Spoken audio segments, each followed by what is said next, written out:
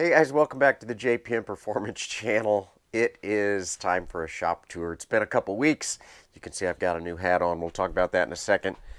It is April 11th, and we are 1 week away from getting ready to go to Hallett.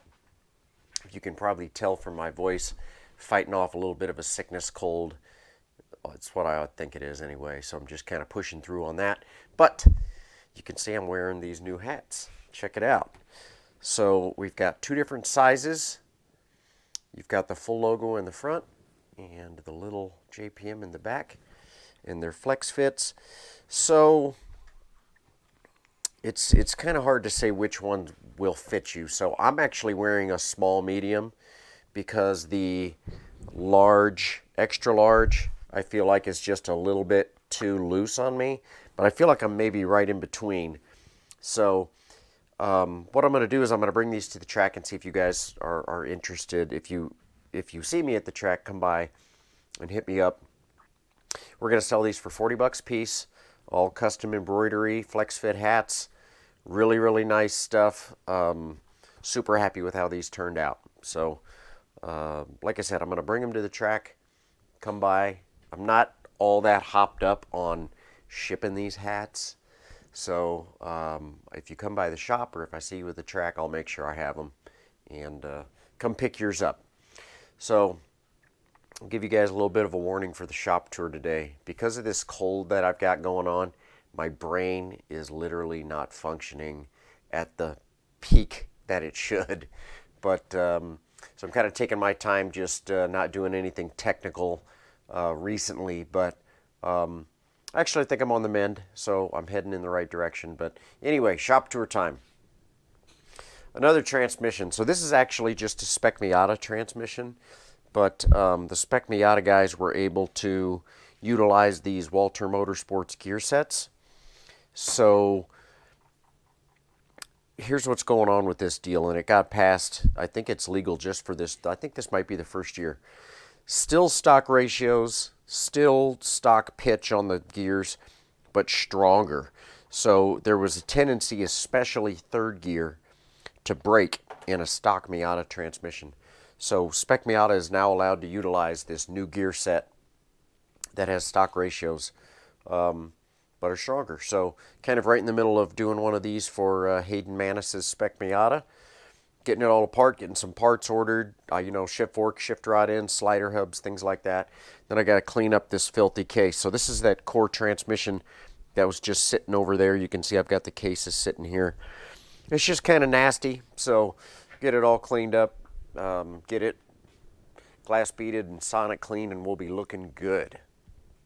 So in the last 2 weeks, I've actually had quite a bit going on. We'll talk about those cars when we get down to the end. But I did end up pulling out the transmission out of Bill Lampkin's new little CRX. You can see how tiny this thing is. But the first thing that I noticed when I pulled it out is that the snout that the throwout bearing rides on, this was hitting the clutch disc. So I ended up having to shorten the snout just a little bit so it would clear the clutch disc. That's kind of an interesting thing. So whenever you're putting a new clutch and flywheel in a race car, it's a good idea to check your depth on all of that. And I know this because I had the exact same problem on the Mazda 2 when I put my new powertrain clutch in. We'll talk about that when we get over there as well. Here's John Brackey's e-production BMW Z3 engine, completely done, ready to go. He will be here in about 2 weeks to pick this up, get it in the car, and then we'll do some dynoing on it.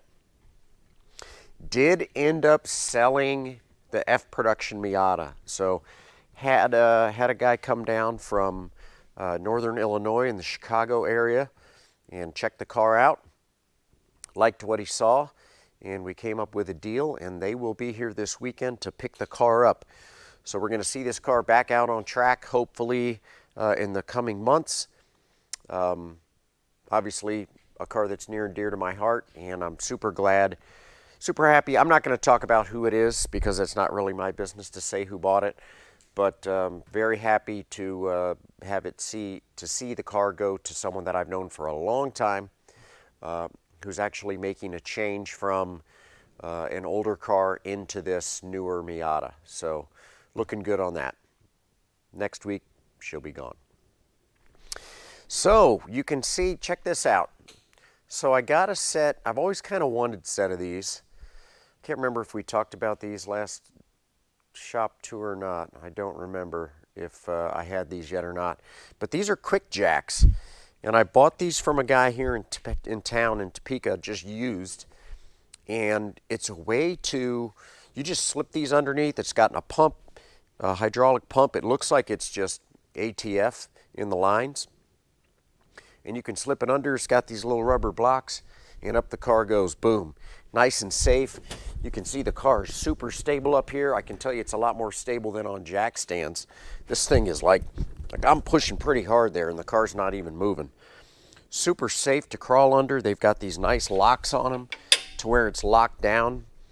So anyway, getting the prep done on the T4 rental car because next week Eric's going to be taking it down to Hallett because he's renting the car. So getting all the fluids changed, getting some tires mounted over there, getting everything checked over, we'll change tranny fluid, diff fluid, just kind of make sure it's ready to go.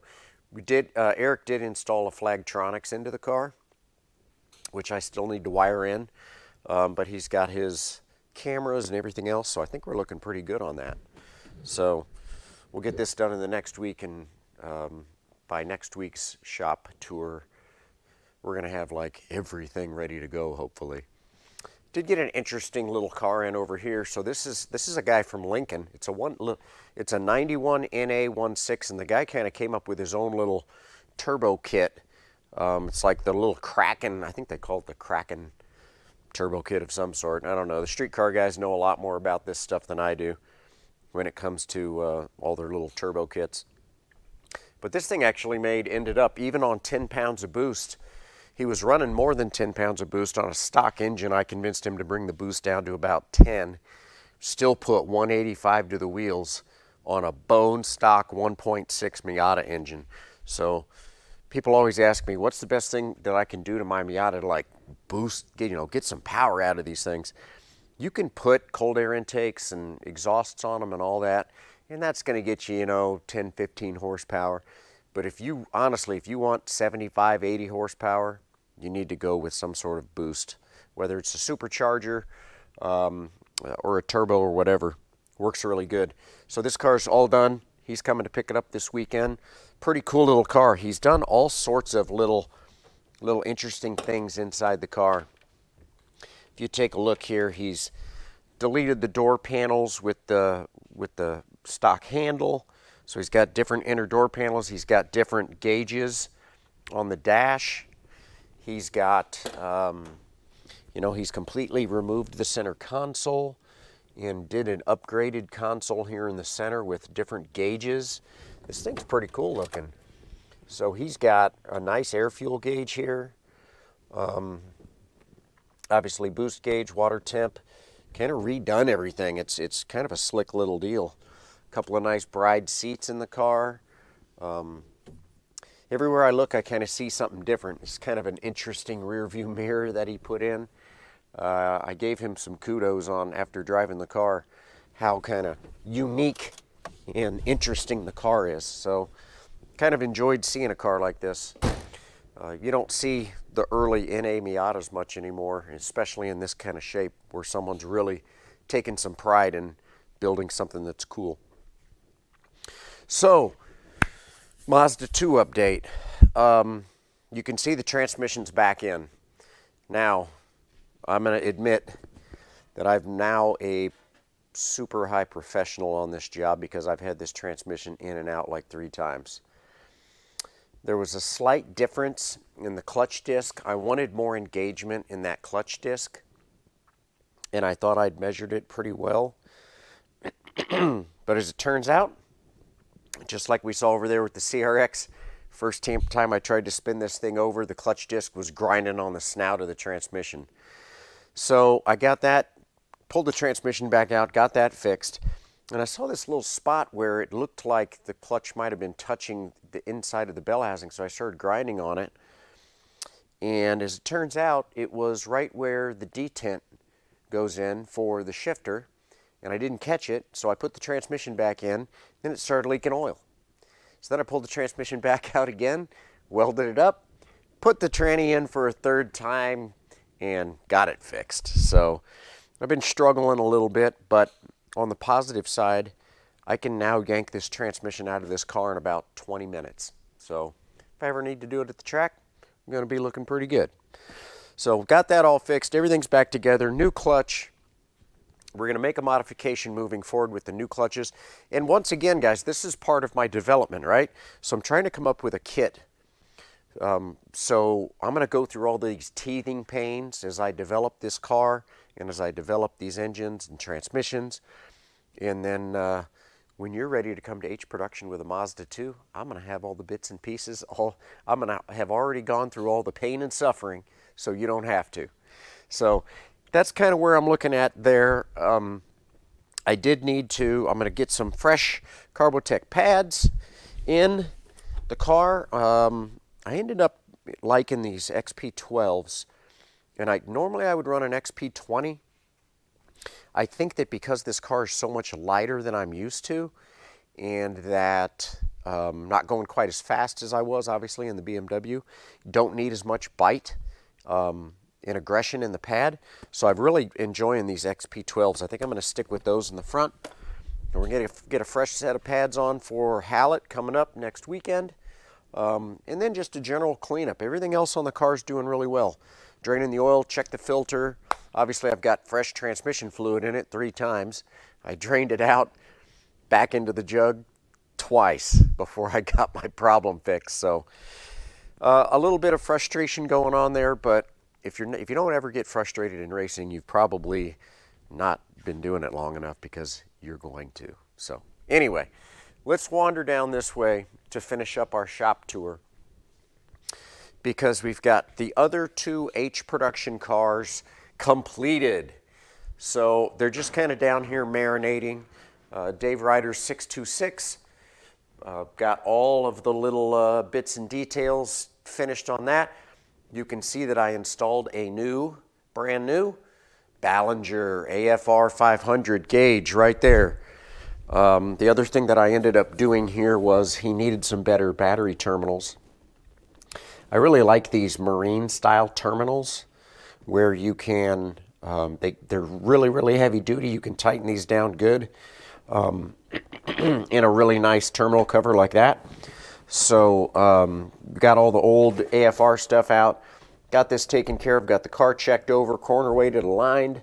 He's going to be able to see the AFR on the dash real easy right there.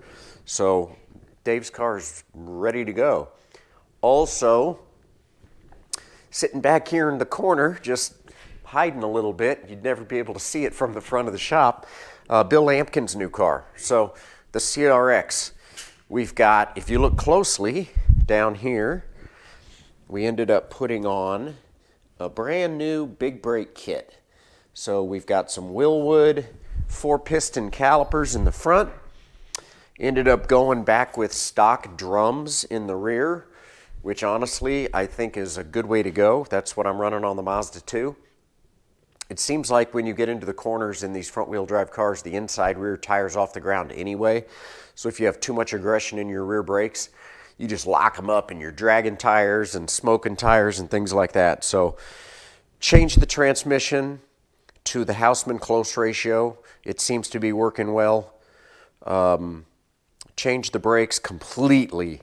This car had stock brakes in the front, and then it had this single little 2-piston Willwood. I don't even know what it was. It looked like a go-kart rotor in the back that was only about an 1/8 inch wide. Kind of a strange little setup. So got that all completed. Did a good check over on the car. I think Bill's also looking ready for Hallett as well.